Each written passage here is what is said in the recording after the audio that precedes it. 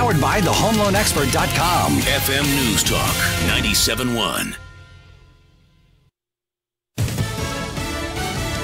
Crews hold back flames in Northern California. I'm Joe Chiaro, Fox News. Those crews fighting the deadly wildfires in Northern California battled more windy conditions today, but were able to hold flames in check. Senator Dianne Feinstein. It destroys subdivisions, it destroys wild places, it destroys forests. It shows no favoritism. It just moves. And the concern that I've had is how fast the fire has moved. The fires have left at least 38 people dead and destroyed at least 5,700 homes and businesses. The Harvey Weinstein sex assault and harassment scandal continues to rock Hollywood. The Academy of Motion Pictures Arts and Sciences has expelled Weinstein. It's big because it's only the second time that a person has actually been expelled from the Academy by the Board of Governors. But it's also another example of Hollywood taking action after years of rumors and inaction against Weinstein. Actors and directors continue to distance themselves from him, and this is Hollywood's governing body doing just that. So that's significant, but that's not to be taken lightly considering the fact that Bill Cosby is still a member of the Academy who is facing sexual assault allegations in court, and so is Roman Polanski. Fox's Brian Yanis. Still up in the air on what lawmakers will decide about the Iran nuclear deal after President Trump said he's ready to decertify it. Let's start with Congress, because right now the ball is in their court. Now the onus is back on Congress. They have 60 days to figure out to do, and some senators are already working on a fix. You have Senator Corker, Rubio, and Cotton already proposing reimposing U.S. sanctions if Iran approaches the threshold of developing nuclear weapons and removing the sunset provisions. But remember, if President Trump doesn't like it, he said yesterday that he's ready to follow through with his promise to pull out of the deal entirely. Fox's Kristen Fisher. Fox News Radio. Fair and balanced. Air Comfort Service Heating and Cooling. Weather. The official FM News Talk 97.1 Weather Center forecast. Increasing clouds, breezy tonight. A couple of strong thunderstorms late can bring damaging winds, a low of 55. An early morning shower tomorrow, otherwise turning breezy and much cooler with clouds giving way to some sunshine, a high of just 61. Clear and cooler tomorrow night, a low down all the way to 43. Will gradually turn warmer starting Monday with plenty of sunshine, an afternoon high of 67. I'm meteorologist Steve Travis for FM News Talk 97.1. The news. What's been happening today? Trying to work things out together. Protect our nation's dreamers. But you have the border closed. The catastrophe. Trying to clean up and rebuild. Dysfunctional healthcare system. The rates are too high. The talk. Because there's lots of issues that we have. And the place where it all happens. Epic, historic. St. Louis's FM News Talk. I'm definitely concerned. Staying informed now more than ever. FM News Talk 97.1.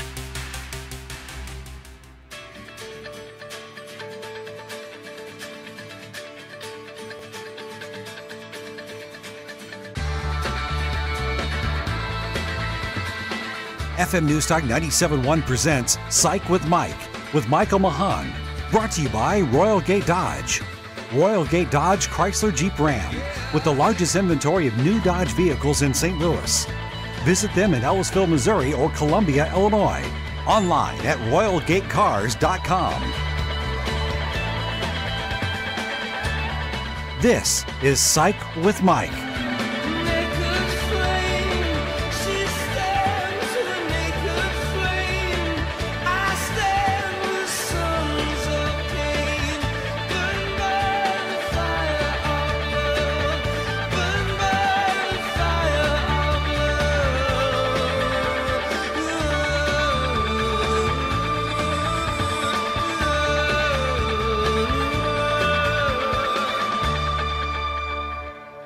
Good evening, St. Louis. Welcome into the Royal Gate Dodge Studios. It is 8 p.m. It is Psych with Mike. We are here tonight with not intrepid producer Frank Ladd, but with intrepid producer / engineer Ken Williams. How are you doing, Ken? Very well, thank you, and it's good to be here, Mike.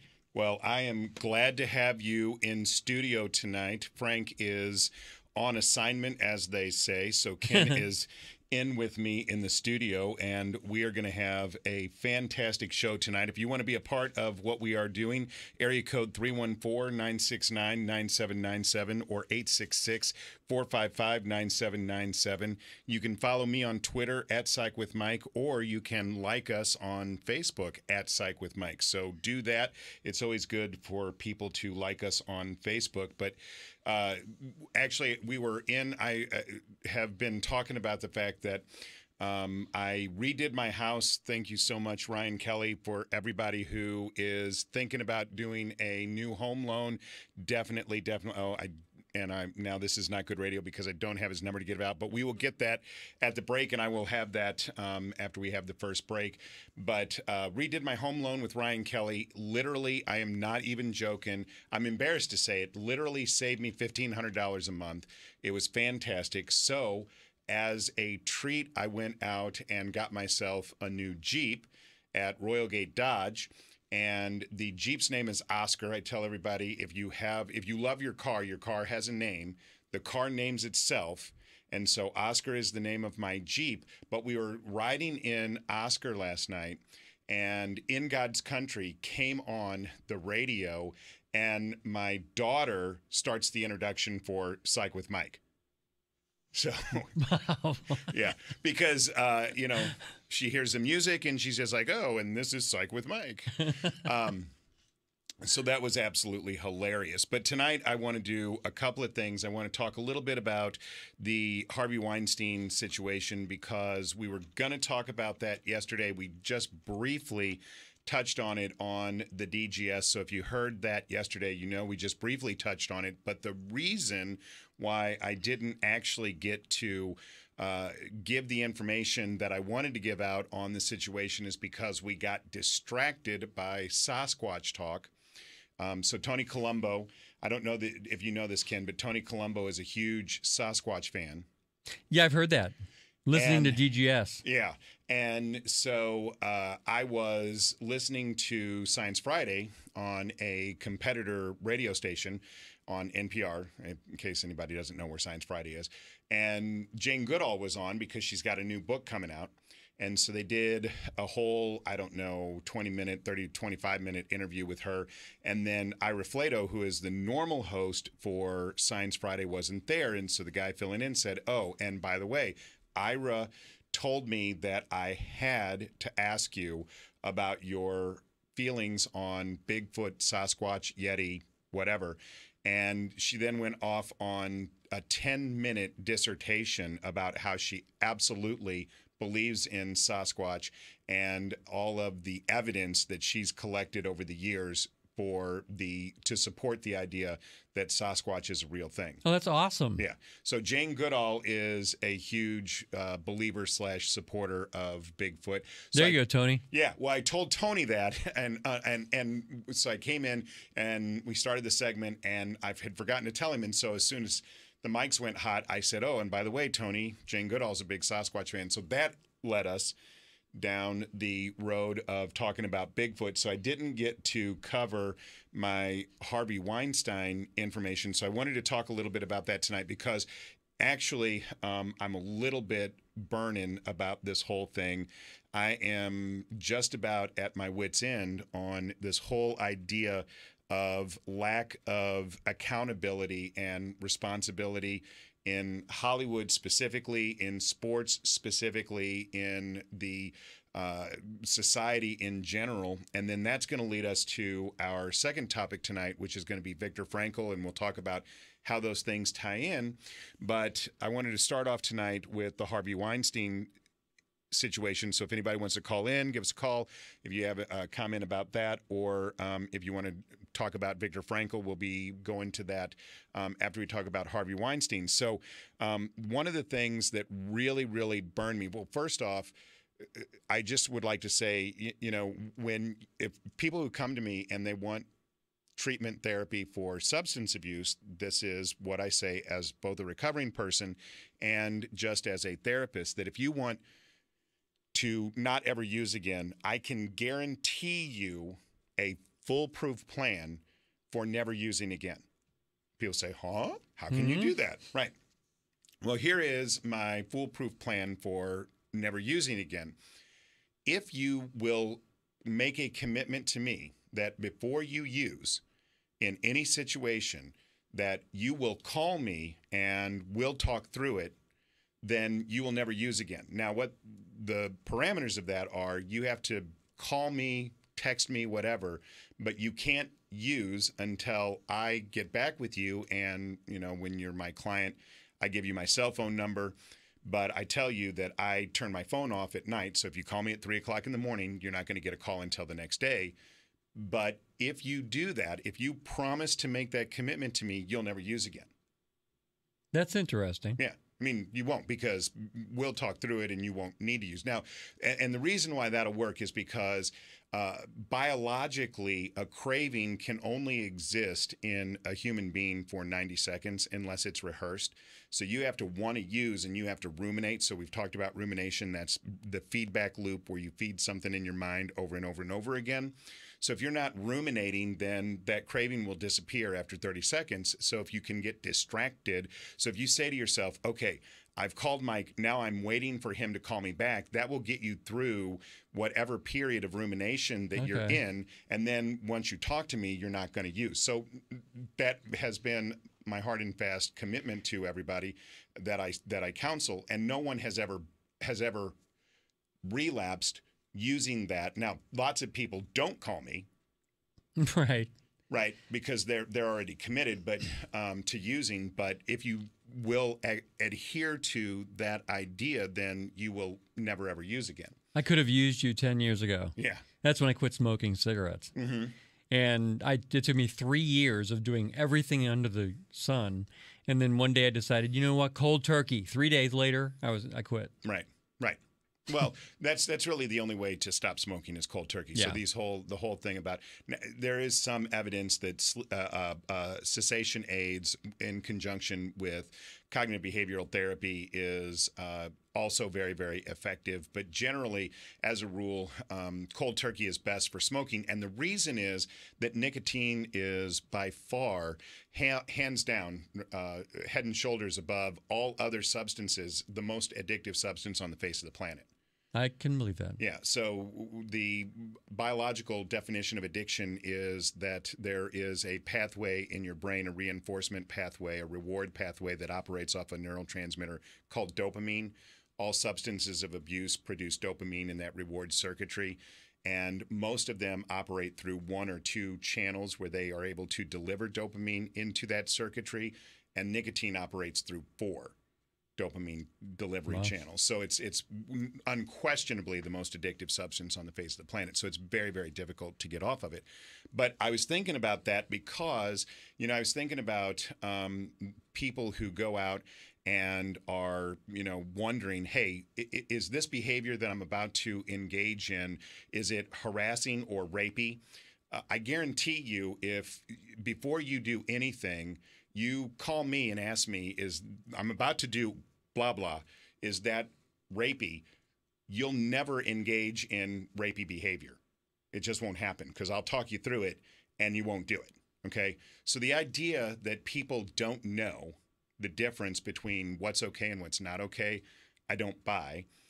And the idea that these guys who are being accused are somehow either don't understand what the behavior is or think that it's okay is just absolutely infuriating to me. I just went through a really quick list. So we all know Harvey Weinstein is in this situation, but, just some of the big names in Hollywood that have been accused of this kind of serial behavior. We all know Bill Cosby and his story. But now Ben Affleck, and there just are so many more women that just keep coming out and saying, Ben did this, Ben did this, Ben did this. And I don't think that it's a coincidence that Harvey Weinstein was the guy that he worked with on his first movie, which was Good Will Hunting, the first critically acclaimed movie, and on every Oscar movie except for the one about rescuing the people out of Iran. I can't remember what the name of that movie was. But anyway, I don't believe that Harvey Weinstein worked on that. But all the other movies that he's gotten critical acclaim for, Harvey Weinstein was a part of. And so I don't think that that's a coincidence. And I don't when I see Ben Affleck, I don't get a really, really bad vibe. When I see Harvey Weinstein, I get a bad, bad vibe. But the idea that these people don't know what this behavior is all about is absolutely ludicrous. I mean, we all have heard the stories about Woody Allen and you know, divorcing his wife and marrying his stepdaughter and his adopted daughter and all this stuff. And it's just crazy what people who have what they believe to be power and authority are willing to engage in and think that they can get away with. So I looked up a statistic. In December of 2015, there were 44 NFL players on active rosters that had been accused of rape or sexual assault. Wow. 44 players on active rosters. And we all know Ben Roethlisberger's story, you know, and that was obviously horrible, and it was something that didn't really get addressed. You know, he's obviously still playing in the NFL. We all know Tiger Woods' story and everything that has befallen him. Now, of all the people who have ended up being sanctioned, I mean, obviously Tiger didn't go to jail or anything like that, but he's obviously paid a tremendous price for his behavior because he's been ostracized by a large portion of the professional golf community. But all of these people are engaging in this behavior, and it's crazy to me because all of these individuals are people who could find sexual partners if they wanted to, right? Right. I mean, none of these individuals would have difficulty finding a sexual partner if that is what they wanted. So clearly we can conclude that psychologically, this is not an issue that is associated with people wanting to go out and have sex. And all of the clinical literature states that that is not what's going on, that these situations are based on power, they're based on control, but they're really, really based on the concept of insecurity. Individuals who engage in this behavior are insecure individuals. They are looking to try and find something that will make them feel better about themselves. But the reason why this is so infuriating to me is that the only way that this kind of behavior can exist is based on the idea that we have in society, this myth of, you know, individuals who are sexually assaulted or raped wanting it, right? So people talk about that the number one way that you defend an individual against these kinds of accusations is to do what? To undermine the credibility of the accuser. Right.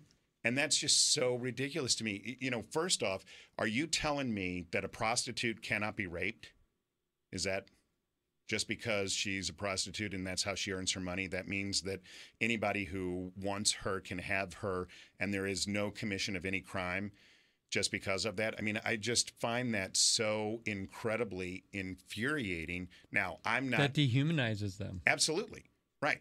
It completely objectifies, it dehumanizes the individual, and it is all based on the idea that people who are in power should have some kind of ability to express their authority over others in a way that is completely 100% their choice, and the other individual has absolutely no right to cry foul.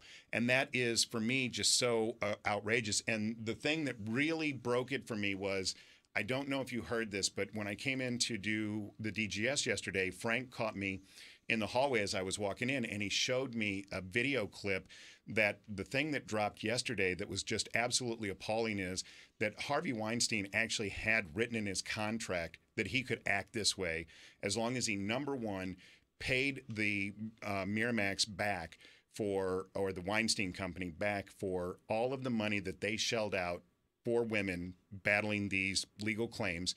And number two, each time that he had an accusation against him, he would pay a fine, and the fine would increase each time there was an accusation. By $250,000 up to $1 million. Yeah. And then after that, it was $1 million after that each time. I mean, but with a guy like him, right, with money like him, it's like buying sex or buying control.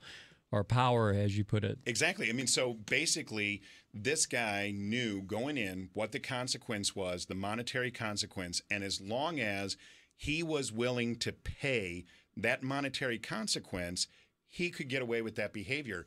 That is appalling to me, and that is what I want to talk about when we're going to go to our first break. But before we do, you know, this idea of responsibility. So this guy was not taking responsibility for his behavior. Other individuals who engage in this do not take responsibility when the defense that is mounted is the undermining the credibility of the accuser.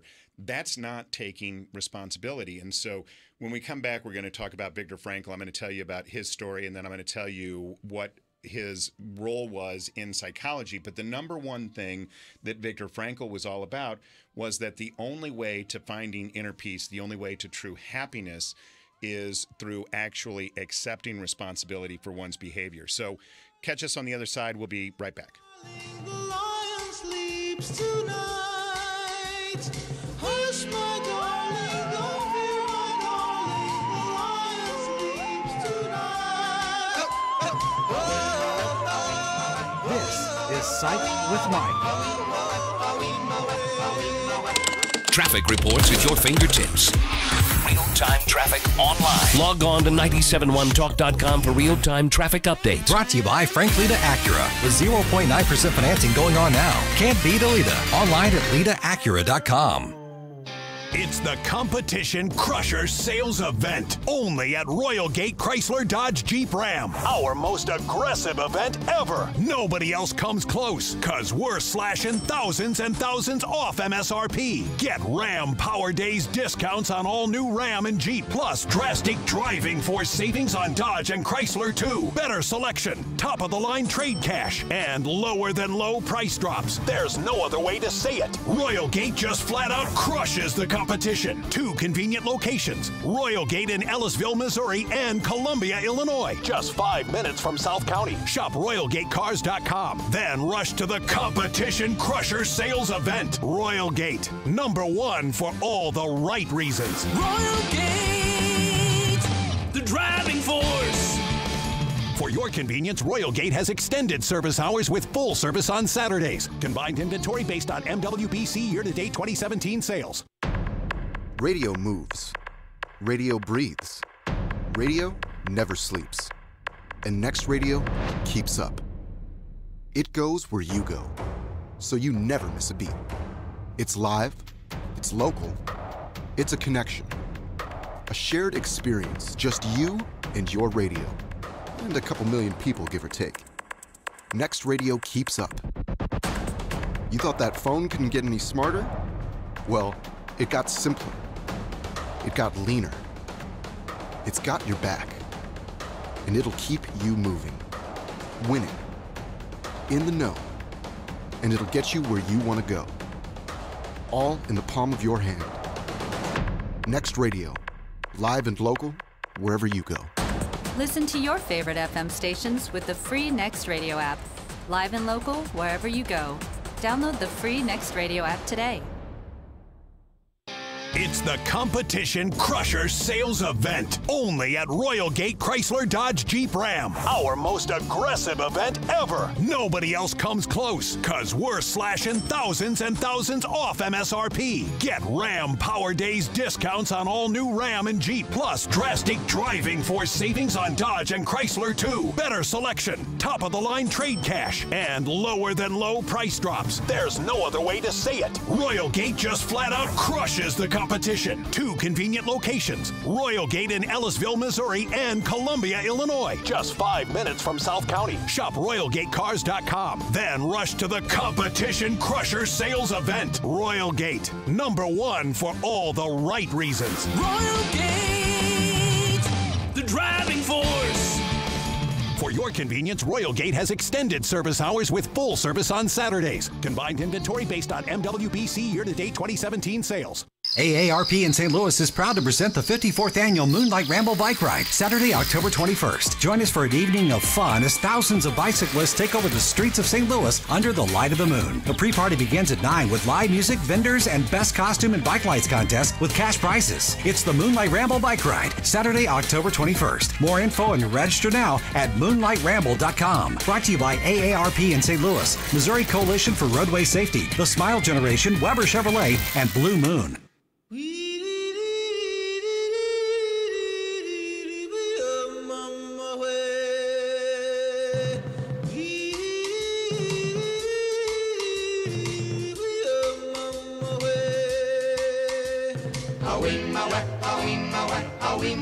Talk line 314-969-9797 or toll free 866-455-9797.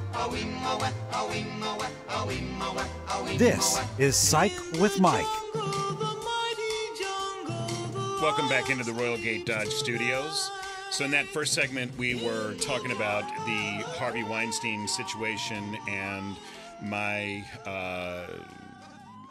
exasperation with what is going on and specifically the lack of responsibility that's taken by people who perceive themselves to be in power and authority. And that brought us to this idea of taking responsibility. And so I wanted to start to talk about Viktor Frankl. Before I do that, intrepid producer Ken was able to get me those numbers for Ryan Kelly. So I had talked about Ryan Kelly had redone my home loan, and I was very appreciative. I am embarrassed to say that I had made some really, really bad financial decisions, and he was actually able to save me $1,500 a month in my loan. Now, I cannot guarantee you that he is going to be able to do that for everybody, but I can guarantee you that he would do everything that he could to find you the best deal possible. So I was so impressed with him that my son is now in the process of redoing his loan. And so anybody who is listening to this that might have any desire to reach out and talk to somebody about redoing a loan, I would certainly recommend that you call Ryan. His number is area code 314-781-9700. That's 314-781-9700. So to talk about Viktor Frankl, you know, what I would like to do is just to tell you a little bit about his life. So in March of 1905, Viktor Frankl was born in Vienna, Austria. And growing up, he went through a lot of things. So he saw a lot of history being made in real time while he was growing up. In 1914, World War I broke out, and his family had to live through the World War I. They had to beg to, you know, farmers that were in the area to be able to feed the family. And this actually laid the foundation for what Frankl would eventually think of as human motivation. So Frankl became keenly aware that it didn't look like to him that there was a real foundation for why people sought meaning in life, or that there wasn't a lot of meaning that people were able to find, because World War I was horrible for the individuals who had to live through it, and it was a real time of questioning. So in 1924, Frankl ends up meeting Sigmund Freud and becomes friends with Alfred Adler. If you don't know those names, Sigmund Freud and Alfred Adler were very seminal figures in the development of psychoanalytic theory, which was the first real codification of theories of psychology. And Frankl was right in the middle of all of this kind of evolution of these psychological ideas. In 1926, Frankl ends up going on this whirlwind tour of Germany where he is lecturing. So he's a very young man in 1926, just barely 21 years old. And so he's at university, has just finished up high school. He's at university, and he's going around Germany, and he's talking about this new idea of his called logotherapy, which we will discuss in just a little bit. But think about this. So this guy has just lived through World War I, the war to end all wars. People are starting to feel a little bit more optimistic. He goes to Germany and he is lecturing on these ideas of his to try and meld psychology with philosophy. And in 1927, his relationship with Adler starts to decline, but he stays friends with Rudolf Dreikurs and a lot of other people who were strong in the Adlerian movement.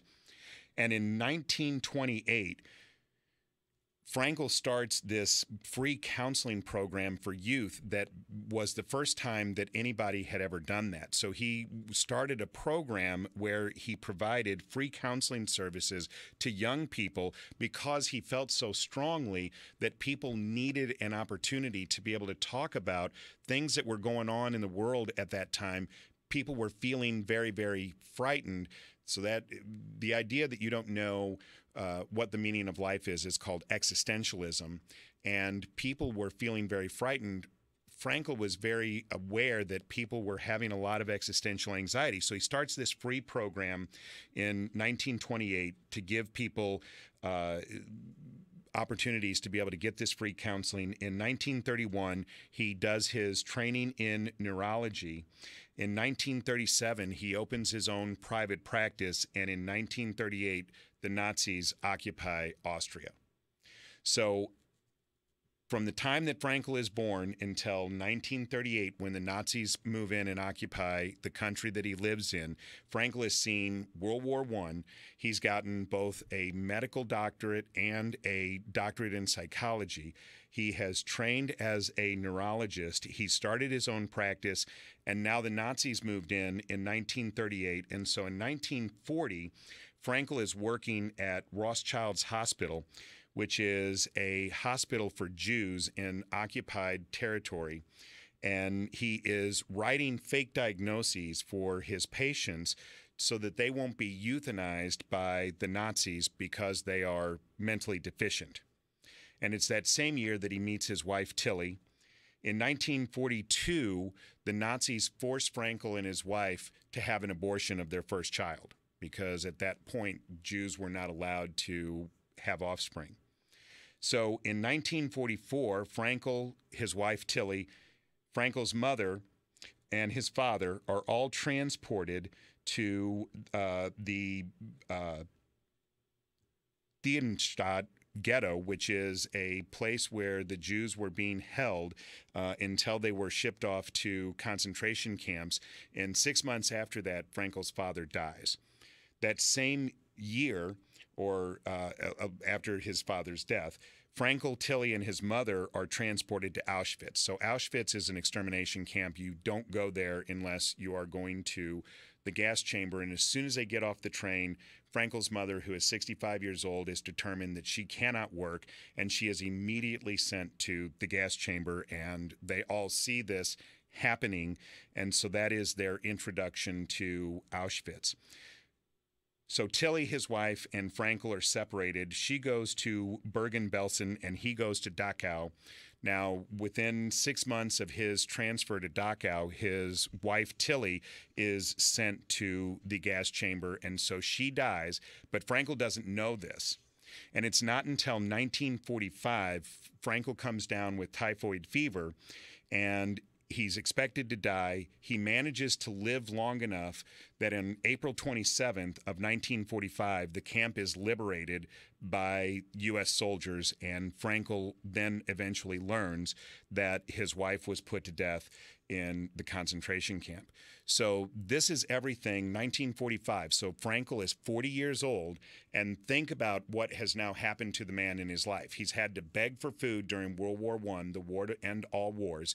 He's become a well-sought-after academician and scholar. He's gotten a PhD. He's gotten an MD. He's trained in neurology. He starts his own private practice. He starts this counseling program so that people can get free psychological services. World War II breaks out. Austria gets occupied by the Nazis. He works for the Nazis for part of the time to try and get by and try and save as many people as he could. He eventually gets arrested, is forced to have an abortion.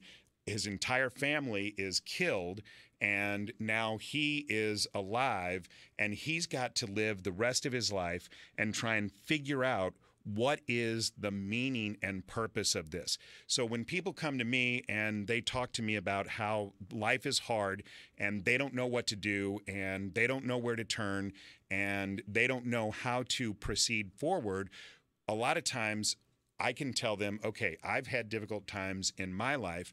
Maybe those times have not been as significant, or the suffering hasn't been as great as what you have experienced, but there was this guy, Viktor Frankl, and this is what he went through.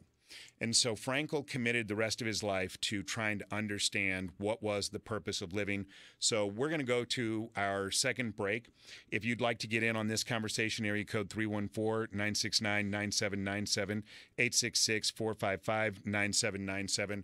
When we come back, we're going to talk about how did Frankl manage to be able to figure out what is the purpose and meaning of life. How did he express that to other people, and what did that help them be able to do? We'll be right back. Let them know you realize that life goes fast. It's hard to make the good things last. Follow Mike on Twitter at Psych With Mike. It's just an illusion caused by the world. This is Psych with Mike.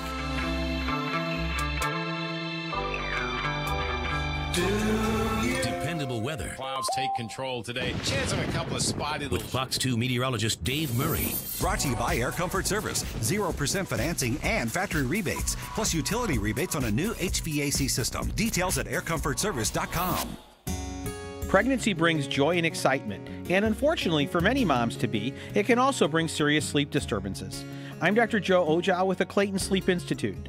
As many as 80% of pregnant women experience insomnia, restless leg syndrome, sleep apnea, and other sleep disruptions. We can help you get the healthy sleep you need during pregnancy. If you're pregnant and finding it hard to sleep, call Clayton Sleep Institute at 314-645-5855. Well, the Martins came over, we were having spaghetti when we suddenly noticed that we started getting sweaty. So we grabbed the keys and we ate it in the van. That's what my friend said, call Jerry Kelly, man, jerrykelly.com. Give him a call even though it's late, jerrykelly.com. Because Jerry Kelly's always open up until 8. They're certified technicians, I've been told. Will help you when it's hot and help you when it's cold. Call Jerry Kelly at 636-92-KELLY or visit us online for money-saving offers at jerrykelly.com. It's the Competition Crusher Sales Event, only at Royal Gate Chrysler Dodge Jeep Ram. Our most aggressive event ever. Nobody else comes close, cause we're slashing thousands and thousands off MSRP. Get Ram Power Days discounts on all new Ram and Jeep, plus drastic driving force savings on Dodge and Chrysler too. Better selection, top of the line trade cash, and lower than low price drops. There's no other way to say it. Royal Gate just flat out crushes the competition. 2 convenient locations, Royal Gate in Ellisville, Missouri, and Columbia, Illinois. Just 5 minutes from South County. Shop RoyalGateCars.com. Then rush to the Competition Crusher Sales Event. Royal Gate, #1 for all the right reasons. Royal Gate, the driving force.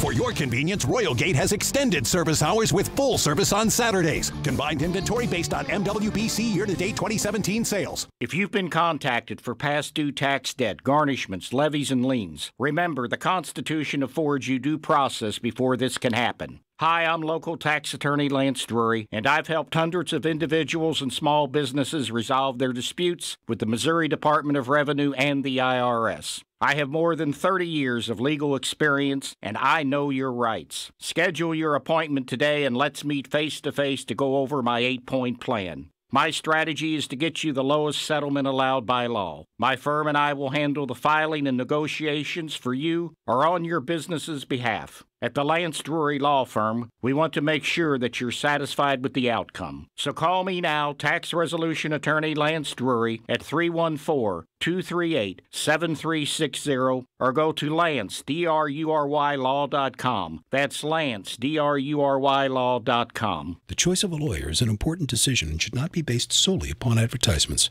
The Mark Cox Show. Monday, we'll talk to Dolly Kyle, Bill Clinton's old girlfriend, who has some thoughts on Hillary and Harvey, and how the end of the Clean Power Plant might help coal miners in southern Illinois. Now, weekdays noon to 3 on FM News Talk 97.1.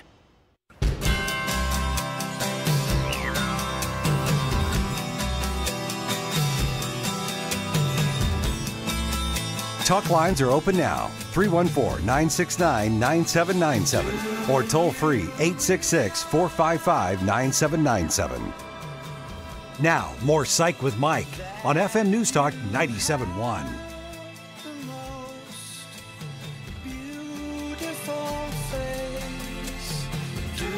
Welcome back into the Royal Gate Dodge Studios.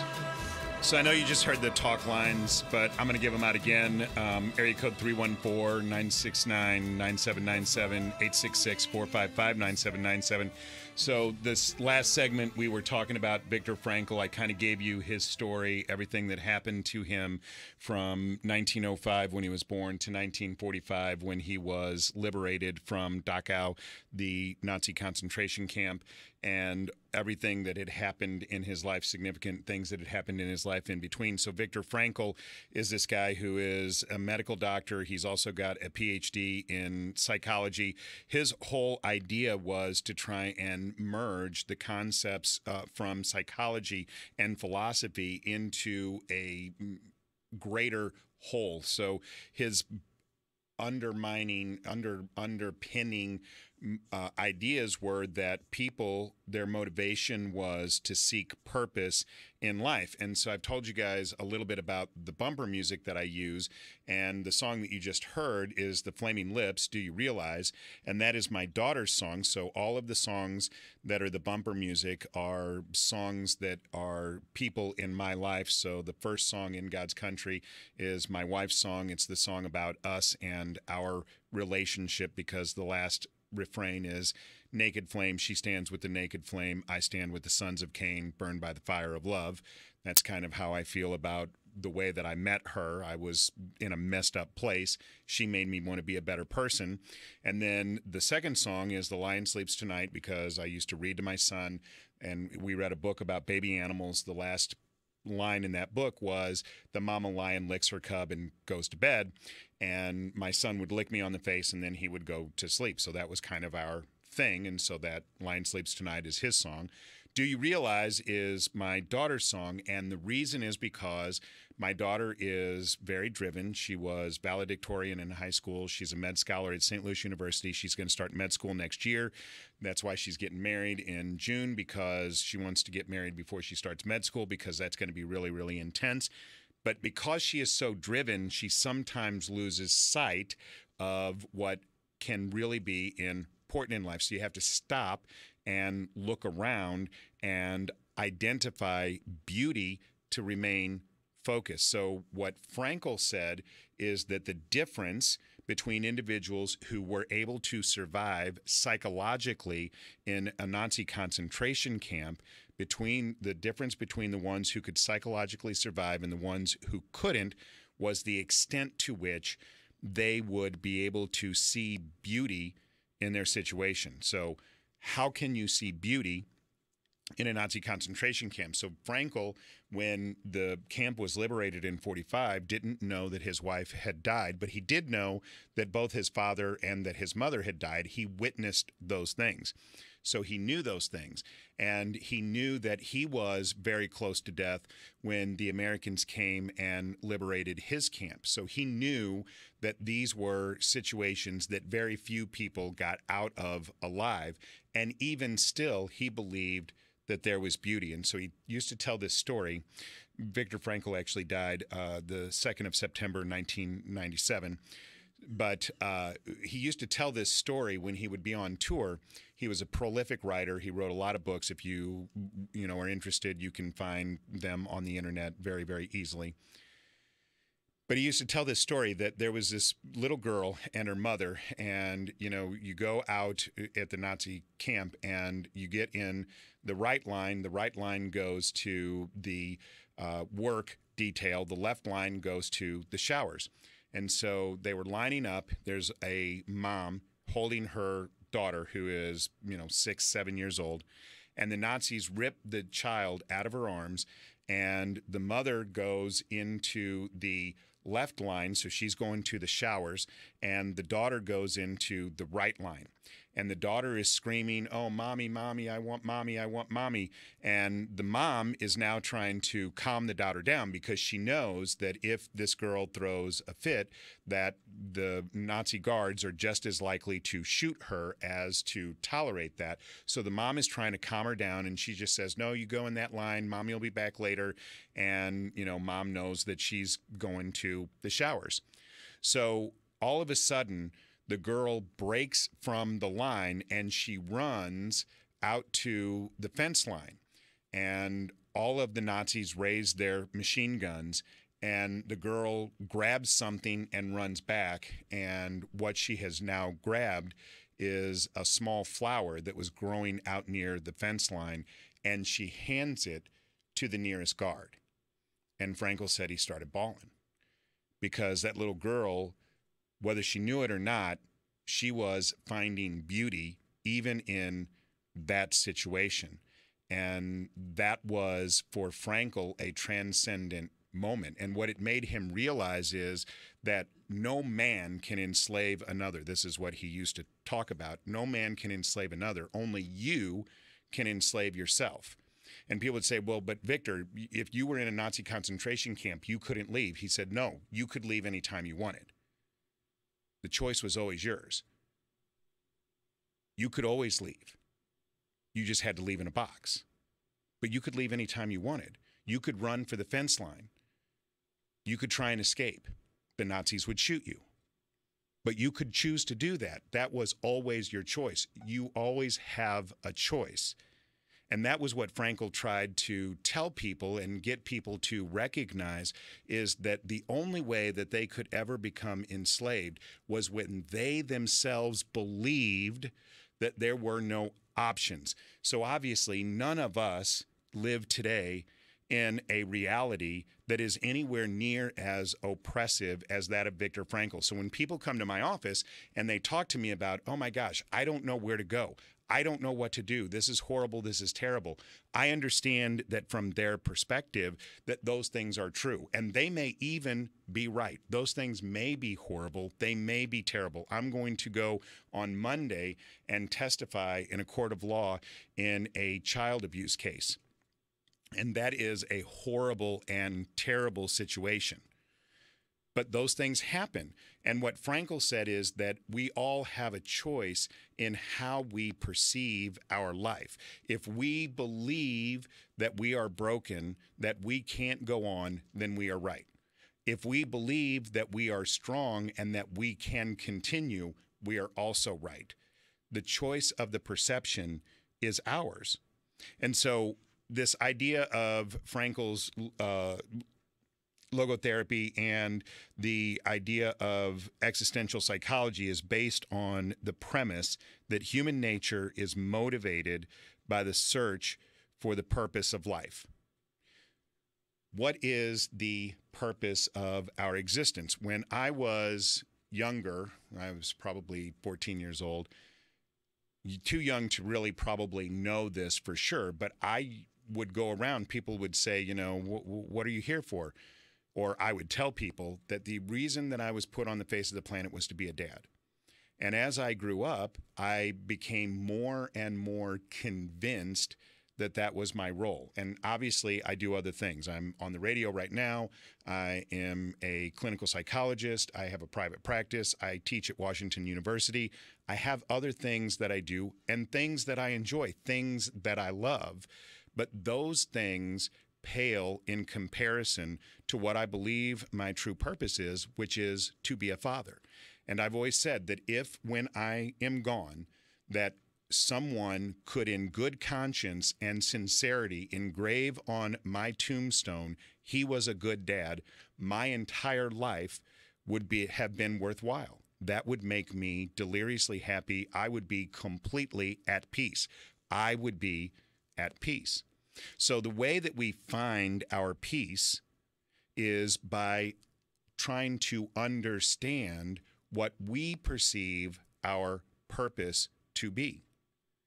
And then what Frankel said is, okay, so maybe you think that your purpose is X. Let's say that you believe that your purpose is to play in the NFL, but you don't have the physical attributes to play in the NFL.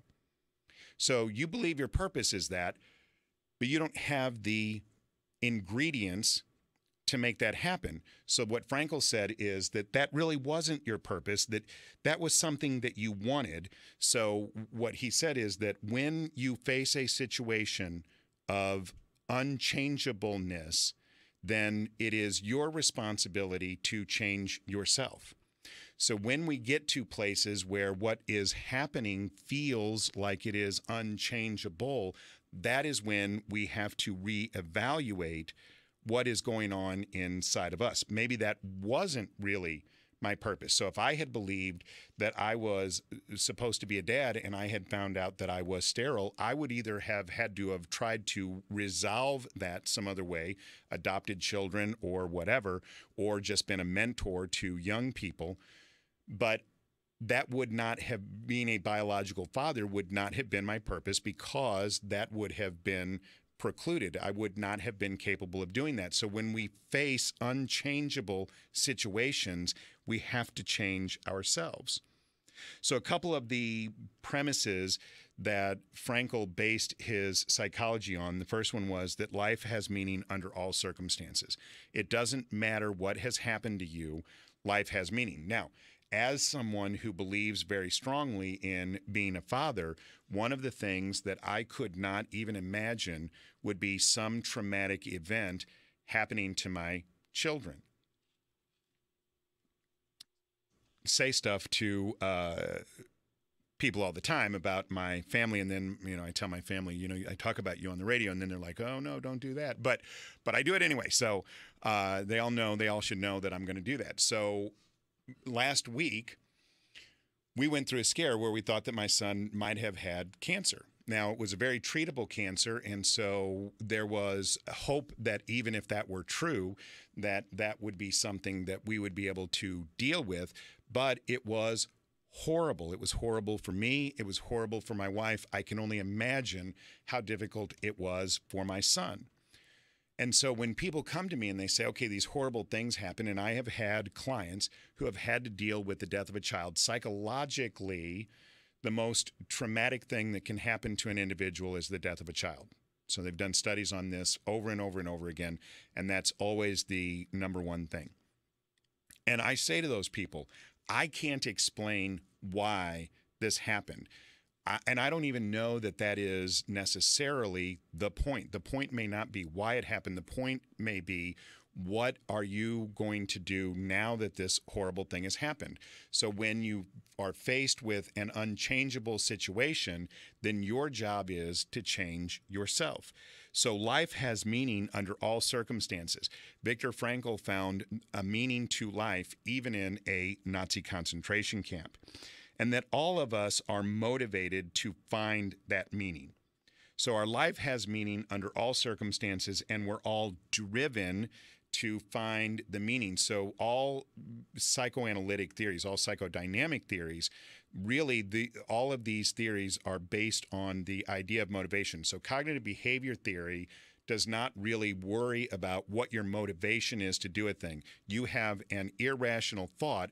We will restructure that thought, and that will relieve your anxiety, which is true. It will. It works. But it doesn't try and identify what is the motivation that you have to have that thought in the first place. Psychodynamic theories are all about motivation. So again, Frankl grew up with Freud and Adler and lots of people who were doing psychodynamic work.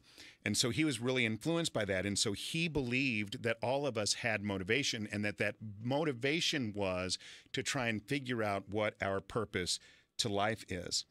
And then finally, he believed that we all have the freedom to find meaning in what we do, what we experience, and the stand we take when faced with situations of unchangeable suffering.